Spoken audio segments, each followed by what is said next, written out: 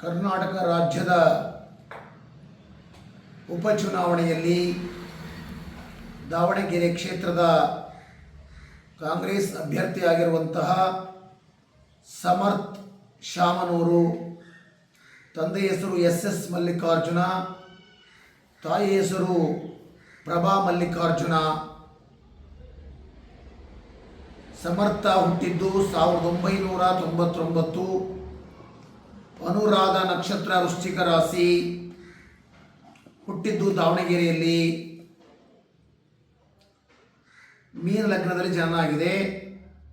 ಜಾತಕ ಪ್ರಕಾರ ಹಂಸ ಮಹಾಯೋಗ, ಬುಧಾದಿತ್ಯ ಯೋಗ, ರಾಹು ತುಂಗ ಯೋಗ, ನವಪಂಚಮ ಯೋಗ, ವಿಷ್ಣು ಲಕ್ಷ್ಮಿ ಯೋಗ ತುಂಬ ಪ್ರಬಲವಾಗಿದೆ.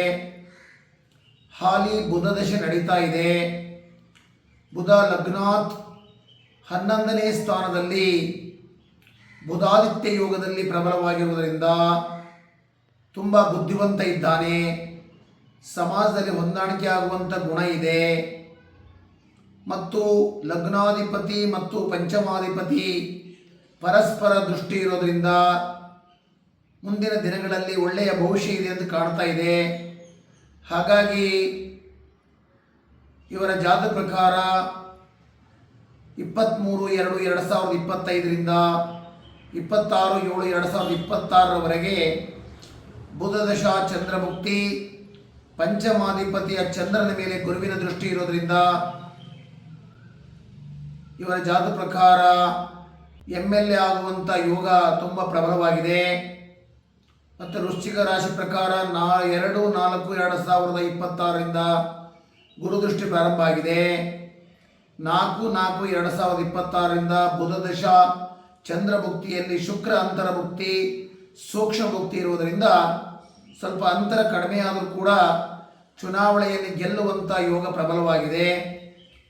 ಹಾಗೆಯೇ ನಮ್ಮ DK ಶಿವಕುಮಾರ್ ಆಗಲಿ, ಸಿದ್ದರಾಮಯ್ಯನವರಾಗಲಿ ತುಂಬ ಪ್ರಯತ್ನವನ್ನು ಮಾಡಿ ಗೆಲ್ಲಿಸಲಿಕ್ಕೆ ಎಲ್ಲ ರೀತಿಯ ಪ್ರಯತ್ನ ಮಾಡ್ತಾ ಇದ್ದಾರೆ.